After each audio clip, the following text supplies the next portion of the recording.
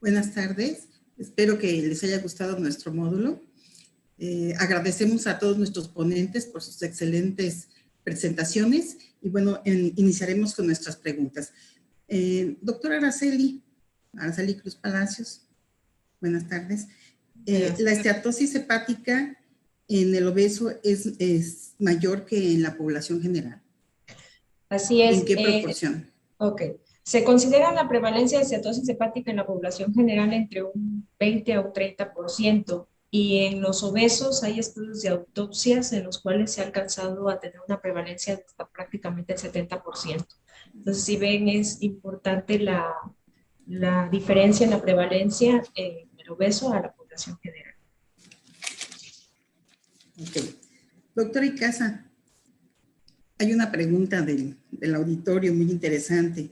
¿Crees que serviría el trasplante fecal o el trasplante de microbiota en el humano, así como en los ratoncitos, los delgaditos para los gordos y los gordos para los delgaditos?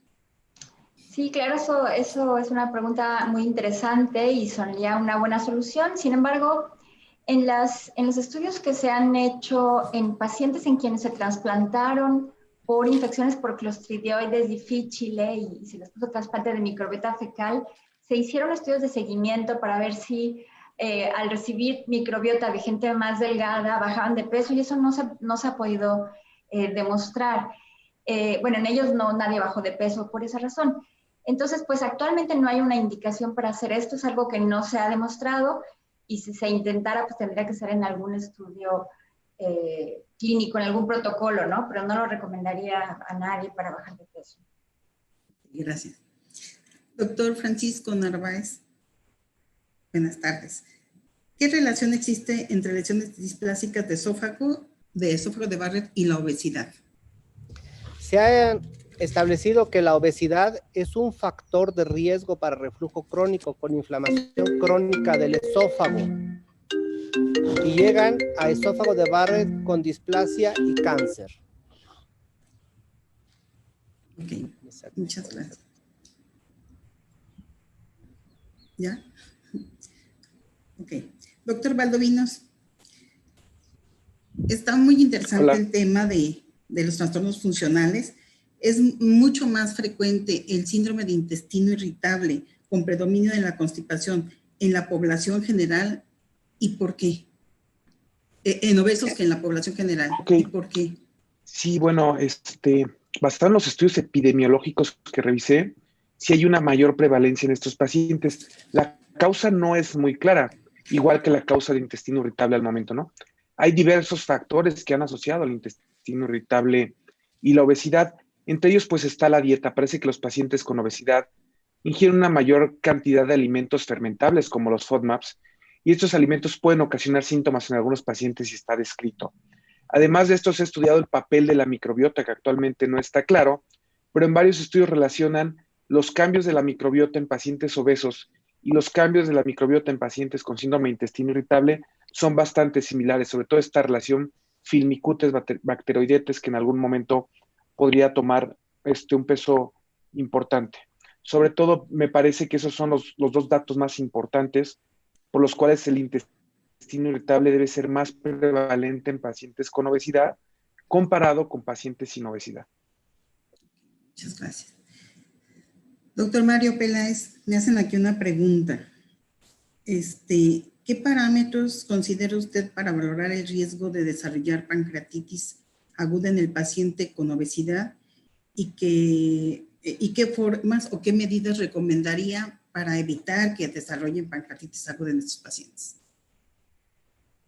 Gracias, no hay forma que podamos evitar que un paciente obeso desarrolle pancreatitis porque prácticamente tiene el mismo riesgo que cualquier otra persona. Los pacientes obesos particularmente pueden tener riesgo de ciertos factores, como sería el desarrollo de colelitiasis, que la misma obesidad y trastornos a veces en el metabolismo de la producción de bilis puede producir mayor frecuencia de colelitiasis y eso ponerlos en riesgo de pancreatitis. Pero pues no hay alguna maniobra que pueda hacer el paciente obeso para evitar que le dé pancreatitis. Una vez que les da pancreatitis, pues también, como lo dije, les incrementa el riesgo de gravedad y ya será cuestión de cada médico irlo tratando para ir previniendo estas complicaciones. Gracias, doctor. Doctor Octavio Ávila, me preguntan qué posibilidad de tromboembolia en los pacientes con cirugía para vesícula, si la tromboembolia es mayor en estos pacientes obesos que se someten a cirugía vesicular que en pacientes que no son obesos, pues que tienen una masa muscular mayor, ¿no? ¿Y qué profilaxis tendría usted que hacer para evitar la tromboembolia pulmonar? La tromboembolia. Sí, definitivamente existen valoraciones muy claras, inclusive en la actualidad asociadas a COVID, en donde se realizan escalas de factores de riesgo. Está muy claro que puede existir una incidencia hasta del 20% de una trombosis venosa profunda o una tromboembolia pulmonar, pero también asociado a otros factores como síndrome metabólico, dislipidemias, y como también comentaba, existen reportes recientes de asociación a trombosis con pacientes con COVID.